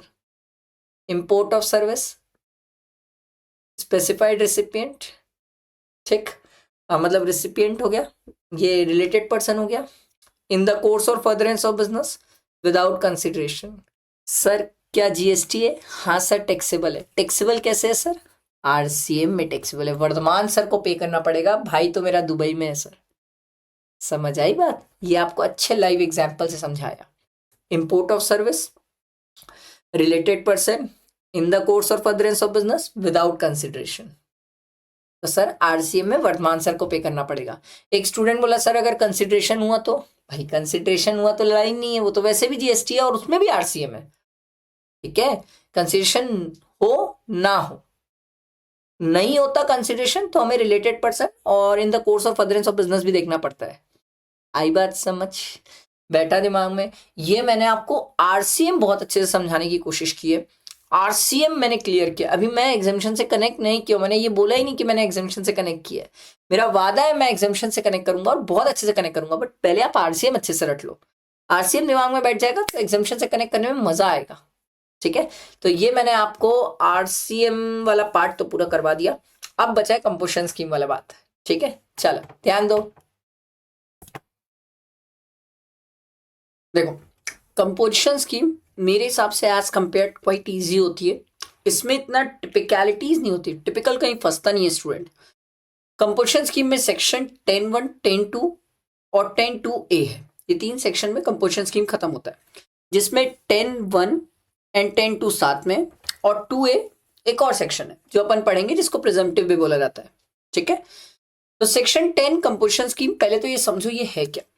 एक ऐसा पर्सन जो पूरे जीएसटी के कंप्लायंसेस इतने सारे नहीं चाहता, जिंदगी बड़ी आसान चाहता है, वो आदमी आता है और वो बोलता है मुझे क्या दे दो, कंपोजिशन स्कीम दे दो, मुझे इतना परेशान ना करो। ठीक है, तो सरकार बोलती है ले ले कंपोजिशन स्कीम। तो ये कंपोजिशन स्कीम किसी भी टैक्सेबल पर्सन को मिल सकती है। ठीक है, कोई भी टैक्सेबल पर्सन कंपोजिशन स्कीम ले सकता है सर। ठीक, पर इसके लिए कुछ कंडीशन है सर, एलिजिबिलिटी देखी जाती है सर। अब एलिजिबिलिटी में इन्होंने क्या बोला कि सर बंदा रजिस्टर्ड पर्सन होना चाहिए, मतलब अनरजिस्टर्ड पर्सन कंपोजिशन स्कीम नहीं ले सकता। जिसका टर्नओवर प्रीसीडिंग फाइनेंशियल ईयर में, तो जैसे हमारे लिए फाइनेंशियल ईयर है सर 25-26, तो इसके पहले वाला फाइनेंशियल ईयर मतलब 24-25। ठीक है, उसका टर्नओवर एक्सीड नहीं करता है 1.5 करोड़ से, क्योंकि अगर 1.5 करोड़ से एक्सीड किया तो ये स्कीम नहीं मिलेगी सर। मतलब अगर मुझे 25-26 में कंपोजिशन स्कीम लेना है तो मेरा एग्रीगेट टर्नओवर जो है वो एक्सीड नहीं करना चाहिए 24-25 में 1.5 करोड़ से। और कुछ स्पेशल कैटेगरी स्टेट्स है जिनके लिए लिमिट कितनी है सर, 75 लाख। अरुणाचल प्रदेश, मणिपुर, मेघालय, मिजोरम, नागालैंड, त्रिपुरा, सिक्किम, उत्तराखंड, ये सब स्टेट्स है जिनके लिए 75 लाख की लिमिट है। आसाम, हिमाचल और जम्मू एंड कश्मीर, अब इनके लिए लिमिट 1.5 हो गई। एक जमाने में इनके लिए भी लिमिट 75 होती थी सर। ठीक है, तो अगर आपका टर्नओवर प्रीसीडिंग फाइनेंशियल ईयर में एक्सीड नहीं करता तो आप कंपोजिशन स्कीम ले सकते हैं, और अगर एक्सीड कर गया तो कंपोजिशन स्कीम ले ही नहीं पाओगे। अब एक स्टूडेंट ने बोला सर एक बात बताओ, अगर कोई आदमी पहला साल ही बिजनेस कर रहा होगा तो क्या वो कंपोजिशन स्कीम ले सकता है? यस, क्योंकि उसका टर्नओवर एक्सीड ही नहीं किया होगा सर। क्लियर? अब देखो sir, aggregate turnover, aggregate turnover word का मतलब क्या होता है? Means the aggregate value of all taxable supply, जितना भी आप टैक्सेबल सप्लाईज करते हो sir, excluding value of inward supply on which tax is payable by a person on RCM.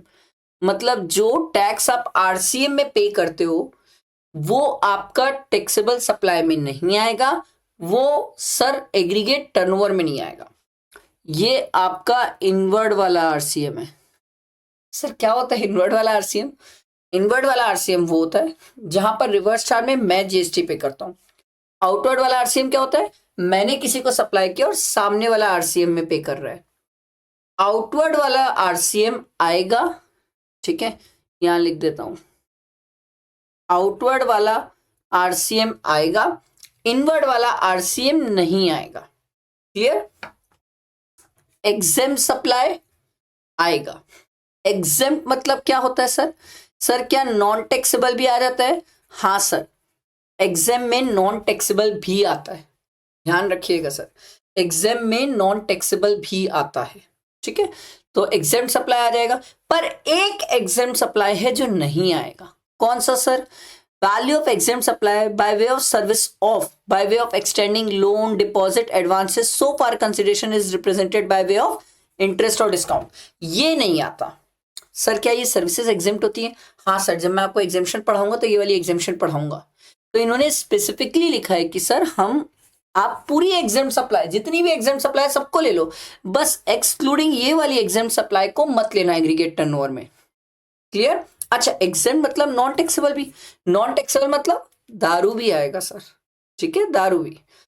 Export तो आएगा ही सर, गुड्स एंड सर्विसेज का। Inter state pain of a person having the same pan number, मतलब मैं inter state supply तो कर सकता हूं but same pan number वाले पर्सन को, मतलब मेरी ही ब्रांच को, मैं अगर दूसरे ब्रांच या दूसरे पर्सन को सप्लाई करता हूं तो वो सेम पैन हो ही नहीं सकता सर। आ रही बात समझ? तो inter state supply of person having the same pan number, उसको भी अपन ऐड कर लेंगे, बट एक्सक्लूड करेंगे क्या चीजें सर?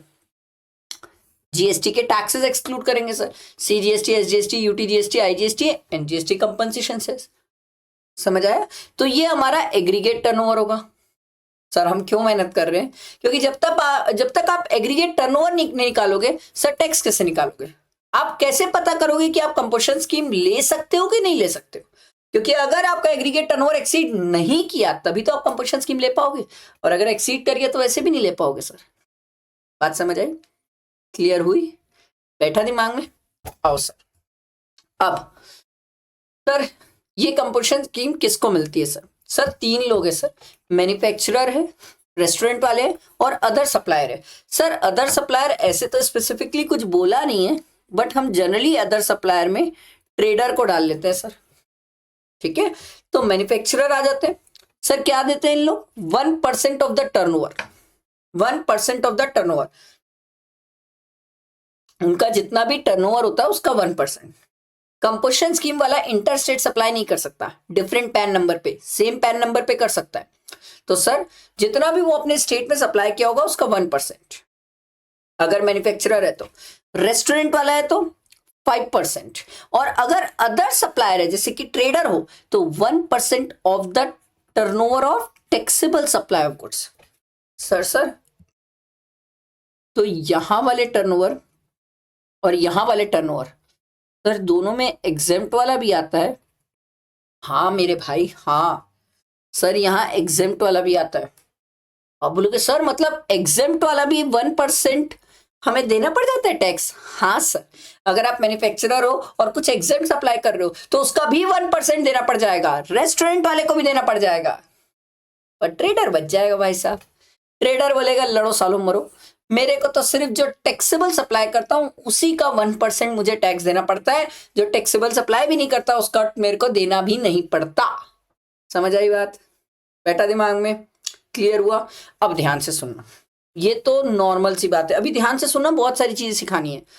सर अदर सप्लायर और ये जो मैन्युफैक्चरर थे ये बोले सर कि हम ना गुड्स सप्लाई करते हैं, पर गुड्स के साथ साथ ना हमें थोड़ी बहुत सर्विसेज भी देनी पड़ती है। मैं बोले मतलब? बोले सर क्या होता है, मैं मैन्युफैक्चरर हूँ, गुड्स प्रोवाइड करता हूँ, अब कई बार गुड्स की थोड़ी बहुत रिपेयरिंग रहती है, कुछ चीजें रहती है, तो मुझे वो भी करना पड़ता है। ट्रेडर बोला हाँ हाँ हाँ हाँ, मुझे भी ना वो घर छोड़ना पड़ता है गुड्स को, तो थोड़ी बहुत सर्विसेज देता हूँ। सर क्या बोली ठीक है, मैन्युफैक्चरर और ट्रेडर हम तुम्हें ये बोल रहे हैं तुम सर्विसेज दे सकते हो, कितना? पिछले बार का टर्नओवर तुम बताओ भाई, तुम्हारा 24-25 का टर्नओवर कितना है?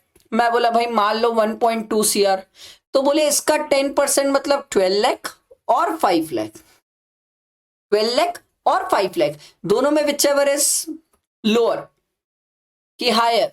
सर हायर, यही ध्यान रखने वाली बात है, बहुत सारे स्टूडेंट यहाँ लोअर समझ लेते हैं, दोनों में whichever is higher sir, इतने वैल्यू तक की आप सर्विसेज दे सकते हो। मतलब एक ट्रेडर और एक मैन्युफैक्चरर चाहे तो वो 12 लाख तक की सर्विसेज दे सकते हैं, उससे ज्यादा नहीं। तो रेस्टोरेंट वाला बोला मैं भी दूंगा। सरकार बोली अबे वो पागल, तू तो पहले ही सर्विस दे रहा है और तेरे को सर्विस की लिमिट क्यों चाहिए भाई? इनको चाहिए क्योंकि ये लोग गुड्स प्रोवाइड करते हैं, हो सकता है साइड बाय साइड काम थोड़ा सा सर्विस का भी हो, तेरे को कोई जरूरत नहीं और तेरे को एक्स्ट्रा कुछ नहीं देने देंगे। अच्छा तो सप्लायर ट्रेडर बोला सुनो, आपने मुझे बोला 12 लाख तक की सर्विस दे सकता हूं मैं अगर 14 लाख की दे दूं तो? सरकार बोली नहीं करना था, तेरी कंपोजिशन स्कीम हम खत्म कर देंगे। तो ट्रेडर बोला ओके सॉरी, मैं 12 लाख से ज्यादा की सर्विस नहीं दूंगा। समझ आई बात? आगे बढ़ते हैं। ये जो हम एग्रीगेट टर्नओवर ऊपर पढ़ के आए ना सर, बहुत मस्त लिखा हूं मैं। एक होता है एलिजिबिलिटी पर्पस और एक होता है टैक्सेबिलिटी पर्पस। सर ये क्या है? एलिजिबिलिटी वर्ड का मतलब होता है सर कि कंपोजिशन स्कीम मिलेगी कि नहीं मिलेगी। टैक्सेबिलिटी मतलब मैं कंपोजिशन स्कीम लेके बैठा हूं पर टैक्स लगेगा कि नहीं, और कितने अमाउंट पे लगेगा। मैं आपको बड़े प्यारे एग्जाम्पल से समझाता हूं, प्लीज ध्यान दीजिएगा सर। हाँ पीरियड हो गया ना। देखो सर, पहला है एलिजिबिलिटी। सरकार बोलती है चेक करने के लिए कि कोई पर्सन एलिजिबल है कि नहीं है, तो सरकार बोली दो चीजें करना। एक, उसने 1 अप्रैल से जितना भी सप्लाई किया है जब तक वो लायबल टू रजिस्टर है वो सप्लाई ऐड कर लेना, लेस कर लेना जो एग्जेम्प्ट सप्लाई है by way of extending loan deposit and advances, वो आपके एग्रीगेट टर्नओवर में नहीं आएगा। यही तो मैं आपको ऊपर सिखाया भी, और इसको समझते हैं सर जब हम एग्रीगेट टर्नओवर की बात करें और एलिजिबिलिटी पर्पस के लिए बात करें तो सरकार सिंपल बोलती है, मान लो वर्धमान सर कंपोजिशन स्कीम लेना चाहते हैं, तो सरकार मुझसे पूछी ये पहला साल है? मैं बोला हाँ हाँ पहला साल है, इससे पहले तो मैं बिजनेस भी नहीं करता था। सरकार बोली कितना काम कर लियो अभी तक? मैं बोला सुनो ना, मैंने ना 30 लाख का काम कर लिया है। सरकार बोली रजिस्टर कर लिए। मैं बोला हाँ रजिस्टर तो मैं जीएसटी में किया हूं, क्योंकि 20 लाख के ऊपर रजिस्टर करना था मेरे को, मैं रजिस्टर कर लिया हूं, अब मुझे कंपोजिशन स्कीम चाहिए। सरकार बोली वेरी गुड, आपका पिछले बार का टर्नओवर है ही नहीं, क्योंकि आपका फर्स्ट ईयर ऑफ वर्क है, हम आपको कंपोजिशन स्कीम दे देंगे, हम आपको कंपोजिशन स्कीम दे देंगे, हमें कोई दिक्कत नहीं है, हमें कोई दिक्कत नहीं है, हमें कोई दिक्कत नहीं है, हम आपको कंपोजिशन स्कीम दे देंगे। समझ आई बात? बैठा दिमाग में? क्लियर हुआ? अभी हम क्या चेक किए? एलिजिबिलिटी। अभी हम क्या चेक किए? एलिजिबिलिटी। अभी हम क्या चेक किए? एलिजिबिलिटी। अब आती है टैक्सेबिलिटी। कोई स्टूडेंट एलिजिबिलिटी में कभी नहीं फंसता, जो स्टूडेंट फंसता है वो टैक्सेबिलिटी में फंसता है। सबसे गलती टैक्सेबिलिटी में होती है। अब मान लो ठीक है, मान लो मेरा टर्नओवर है 165 लाख, ठीक है, करेंट ईयर में, और इससे पहले मैंने सर बिजनेस भी चालू नहीं किया था, ये फर्स्ट ईयर है, ये फर्स्ट ईयर है, इससे पहले मैंने बिजनेस भी स्टार्ट नहीं किया था। सरकार बोली वाओ। मैं सरकार से पूछा मैं एलिजिबल हूं कि नहीं? सरकार बोली बिल्कुल पगले, तेरा पिछले बार का टर्नओवर ही एक्सीड नहीं किया है, तू ले ले कंपोजिशन स्कीम। मैं बोला अच्छा, वो अच्छा लगा रे, 1.1 करोड़ 65 लाख का 1% होगा, इतना ही टैक्स आएगा। सरकार बोली ना ना ना, ये तूने गलत बोला, ये तूने गलत बोला, ये तेरा पहला साल है ना बिजनेस का? मैं बोला हाँ। सरकार बोली देख 165 लाख माइनस कर ले तो पहले तू 20 लाख। मैं बोला ये 20 लाख कौन सा है? बोले थ्रेशोल्ड लिमिट सर, जहां पर हमें लाइबल टू रजिस्टर कर रहे हैं थ्रेशोल्ड लिमिट 20 लाख तक होती, यहां तक तो जीएसटी की भी बात नहीं आती। मैं बोला हाँ हाँ हाँ, यहां तक तो जीएसटी की बात नहीं आती। बोला बचा 145 लाख, बचा 145 लाख, इस पे हम तेरे से सर टैक्स की बात करेंगे सर, इस पे हम तेरे से टैक्स की बात करेंगे। तो मैं बोला इस पे टैक्स की बात कितना होगी? बोले मैन्युफैक्चरर 1%। क्या दिक्कत है? ये बात समझ आई? ये बात सबको समझ आई?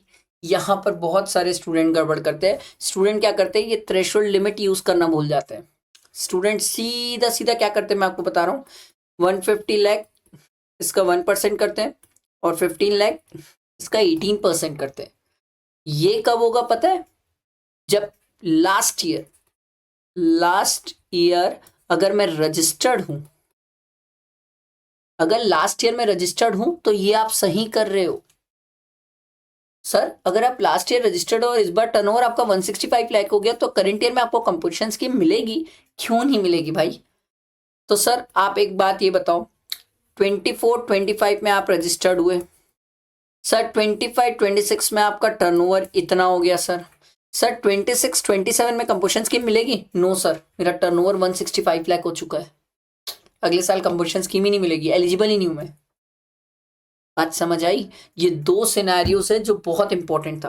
पहला वाला था सर जहां पर मैं तो जीएसटी में ही नहीं था, ये मेरा पहला साल था और पहले साल ही 1.65 करोड़ का टर्नओवर कर दिया। सरकार बोली कोई बात नहीं, पहले 20 लाख हटा दो सर, क्योंकि वहां तक तो जीएसटी रजिस्ट्रेशन की ही बात नहीं आती, बचा जो है उसमें लगा लो 1%। और अगर आप पहले से रजिस्टर्ड थे तो सरकार बोली फिर तो यार थोड़ा सा दिक्कत हो गया, क्योंकि आप 165 लाख का टर्नओवर कर दियो, 150 लाख तक तो हम आपसे 1% लेंगे, बट जो एक्सेस 15 लाख का कर दियो उसमें हम 18% लेंगे, और नेक्स्ट ईयर आप हमारे पास कंपोजिशन स्कीम के लिए आना भी मत, हम आपको देंगे भी नहीं, क्योंकि आपका टर्नओवर एक्सीड कर गया है। क्लियर हुआ? ये बैठा है दिमाग में? ये मैंने आपको एलिजिबिलिटी और टैक्सेबिलिटी दोनों बताइए। एलिजिबिलिटी और टैक्सेबिलिटी बहुत अच्छे से एग्जाम्पल के साथ बताइए, बहुत लोग फंसते हैं इसमें, बहुत लोग फंसते हैं सर। आगे देखो क्या दिया हुआ है, person not liable for composition scheme not eligible. कुछ लोग हैं जिनको कंपोजिशन स्कीम नहीं मिलती है। Supplier of services other than those mentioned above, तीन लोग मेंशन्ड है, मैन्युफैक्चरर, ट्रेडर, रेस्टोरेंट सर्विस, ये तीन ही मेंशन्ड है, इन तीन के अलावा किसी को नहीं देंगे। ऐसा कोई पर्सन जो नॉन टैक्सेबल सप्लाई करता है सर, दारू, उनको कंपोजिशन स्कीम नहीं देंगे। ऐसा कोई पर्सन जो इंटर स्टेट सप्लाई करता है विद डिफरेंट पैन नंबर, उसे कंपोजिशन स्कीम नहीं देंगे। सेम पैन नंबर वाला तो एग्रीगेट टर्नओवर में आता है सर, ठीक है। Person supplying through e commerce operator, ओ भाई जो पर्सन सप्लाई करता है थ्रू ई कॉमर्स ऑपरेटर, क्योंकि ई कॉमर्स ऑपरेटर प्रैक्टिकली रजिस्टर्ड होता है और वो उसका टैक्स पे कर देता है, इसलिए गवर्नमेंट कंपोजिशन स्कीम नहीं देती है। अगला, manufacturer of certain notified goods, in eligible manufacturer. ओ भाई साहब, आप इन सब चीजों के मैन्युफैक्चरर मत रहना। तो एक स्टूडेंट बोला अच्छा मैं इन सब चीजों का अगर ट्रेडर रहा तो मुझे कंपोजिशन स्कीम दे दोगे? सरकार बोली वेरी गुड, अब तू टैक्स पढ़ना सीख गया, तू उसका ट्रेडर रहे, हम तुझे दिए कंपोजिशन स्कीम। मैन्युफैक्चरर मत रहना, मैन्युफैक्चरर रहा तो नहीं देंगे, ट्रेडर रहे बिल्कुल दिए, कंपोजिशन स्कीम आराम से ले, कोई दिक्कत नहीं। तू पान मसाला का ट्रेडर रहे, ले ले कंपोजिशन स्कीम, पान मसाला का मैन्युफैक्चरर मत रहना। समझ आई बात? मैं सरकार से पूछा, आप मेरे को बोले इंटर स्टेट सप्लाई नहीं कर सकता, डिफरेंट पैन नंबर, क्या इंटर स्टेट परचेस कर सकता हूं? सरकार बोली हाँ हाँ इंटर स्टेट परचेस कर ले, कोई दिक्कत नहीं है, कोई दिक्कत नहीं है।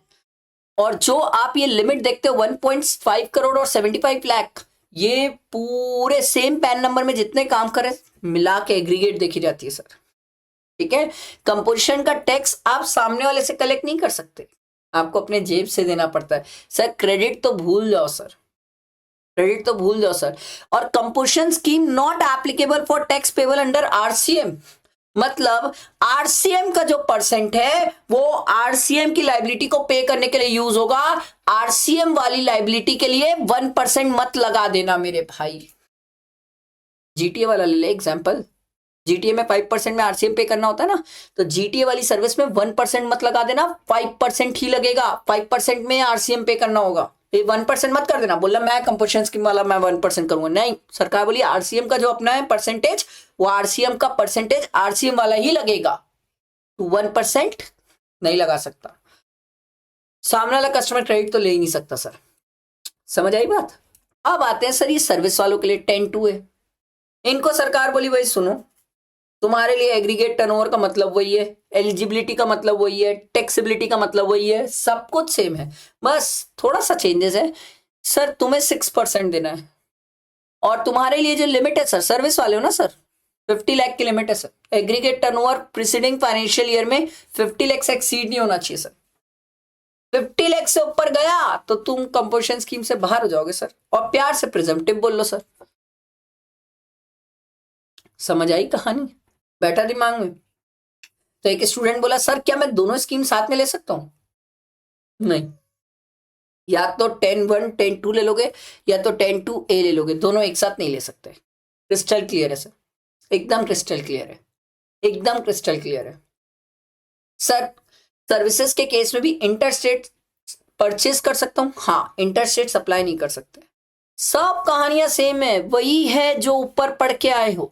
एक जगह अच्छे से पढ़ लो, दूसरी जगह सेम होता है सर, सेम, दूसरी जगह सेम होता है, सेम, अलग से वापस नहीं पढ़ना पड़ता। ये देखो 6% ऑफ द एग्रीगेट टर्नओवर, जितना भी इनका टर्नओवर है, तो मान लो अगर वर्धमान सर प्रिजम्पटिव लेते हैं और उनका सर्विसेज का ग्रॉस रिसिव 40 लाख है, तो 40 लाख का 6% कितना आ जाएगा सर? 2,40,000। इतना मुझे जीएसटी पे करना होगा। समझ आई कहानी? बेटा दिमाग में? आईटीसी मिलता नहीं है, सामने वाले से टैक्स आप ले नहीं सकते हो सर। सर सिंपल सी बात है, जो आप पीछे कहानी पढ़ के आए वही है, इसीलिए बोलते हैं एक जगह कंपोजिशन स्कीम अच्छे से पढ़ ले, दूसरी जगह वही है सर। कैजुअल टैक्सेबल पर्सन को मिलता नहीं है, नॉन रेसिडेंट को कंपोजिशन स्कीम मिलती नहीं है सर। सर इसके बाद ये सब नोटिफाइड गुड्स वाले लोगों को मिलती नहीं है सर। समझ आया सर? ये वही कहानी है, ध्यान रखना, ध्यान रखना, ठीक है। इसके बाद कुछ और कहानियां नहीं, इसके बाद तो कुछ जनरल बातें जो मैं आपको पॉइंट टिक कराता हूं, बस उतना ही याद रख लेना, उतना ही याद रख लेना, ठीक है। सबसे पहला पॉइंट आपको इंटीमेट करना पड़ता है रजिस्टर कराने के टाइम कि आप कंपोजिशन स्कीम ले रहे हो कि नहीं। अगर आप बता दिए तो 1 अप्रैल से अप्लाई हो जाता है और आप कंपोजिशन स्कीम के अंदर आ जाते हो। आपको आईटीसी डिक्लेयर करना पड़ता है विद इन 60 डेज के अंदर कि आपके पास पुराना जो स्टॉक पड़ा है उससे related ITC. Details of stock आपको 90 डेज के अंदर देना पड़ता है जब से आपने ये स्कीम ऑप्ट की है, आईटीसी और उससे रिलेटेड जो स्टॉक्स है सर, ठीक है। जो बंदा कंपोजिशन स्कीम ऑप्ट किया है उसे ये सब कंप्लायंस करना पड़ेगा। ये सब वही पॉइंट है जो ऊपर पढ़ाए हूं, पढ़ना चाहो तो फिर से पढ़ लेना आप, ठीक है। सर कंपोजिशन स्कीम अगर आप विड्रॉ कर रहे हो इस कंपोजिशन स्कीम से सर, ठीक है, तो इसमें काम की बात आपको ये याद रखना है, ये वाला पॉइंट कि sir details of stock to be furnished on opting out of the such scheme. अगर आप स्कीम से बाहर जाते हो तो स्टॉक्स का डिटेल्स मतलब फर्निश करना पड़ेगा विद इन 30 डेज। एमसीक्यू में आया है सर, एमसीक्यू में आया है ये 30 डेज।